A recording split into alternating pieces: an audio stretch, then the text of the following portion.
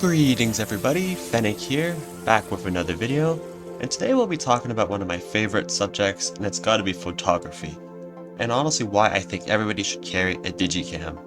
Now, although there are some super sought-after digicams that could be quite expensive, like $300, most of them can be found in the $10 to maybe $40 to $50 at most, and are really affordable, especially at the low end.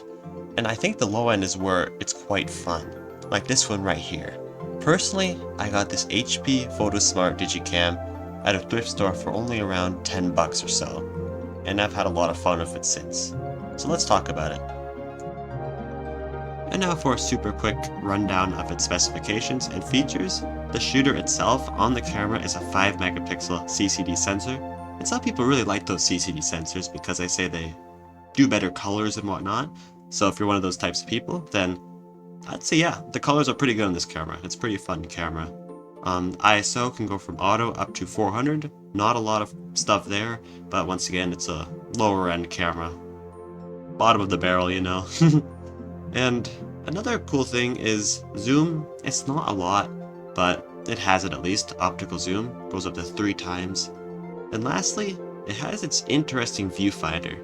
It's not exactly what I would say the best viewfinder, but they put the zoom function into the zoom finder. Some lower end cameras of the day didn't do that. So basically what that means is, although it's a cheap as hell horrible viewfinder, it zooms along with you. So you can still frame your shots somewhat decently. So I'd say it's an okay thing to use when you take pictures. And now, for the reason why you're probably here. Here's some pictures and some horrible video from this little digicam. Maybe it'll make you want to get one. Because as I said, they're only 10 bucks or so.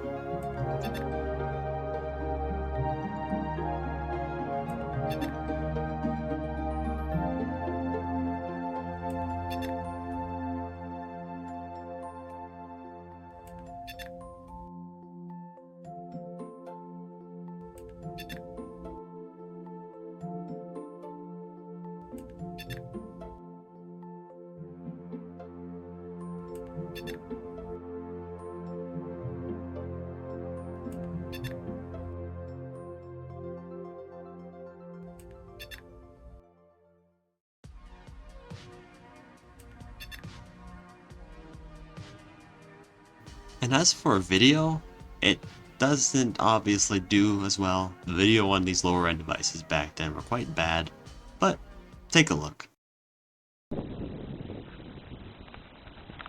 Yeah, I bet the quality on this thing is absolutely amazing.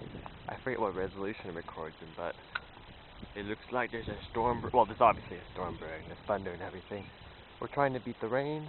I thought it'd be a nice moody atmosphere to record in. And I just really hope I beat the rain. Because it would not be fun to get obviously caught in the rain in a t-shirt and everything. So, oh, I felt a few rain.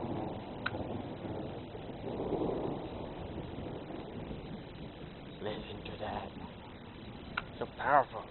But yeah, I can feel it starting to spit already, so I should probably run back. But yeah, little recording test.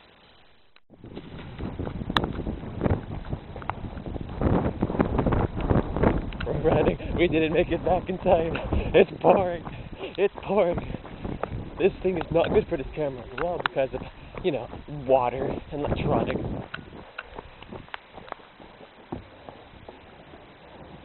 Ooh. We made it. The whole camera's wet.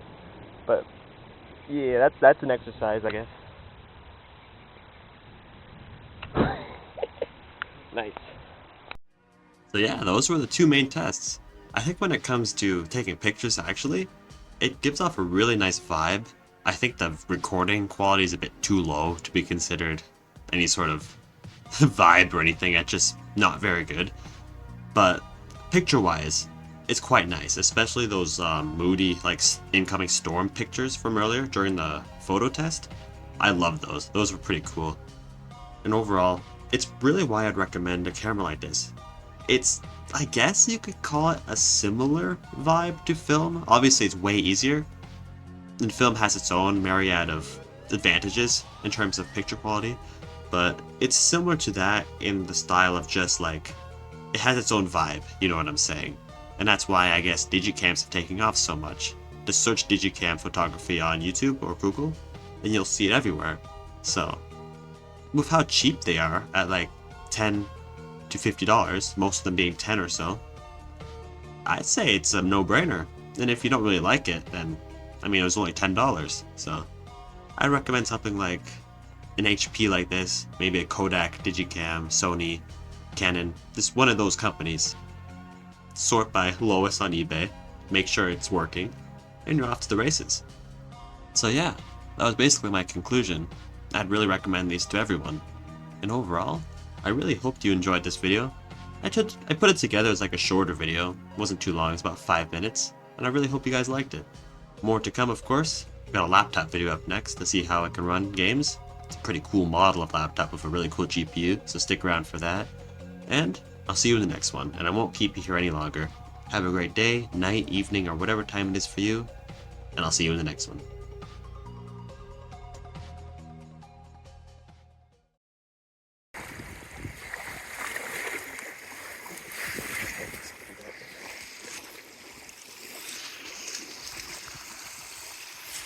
I almost sunk while doing that part. I got my foot wet.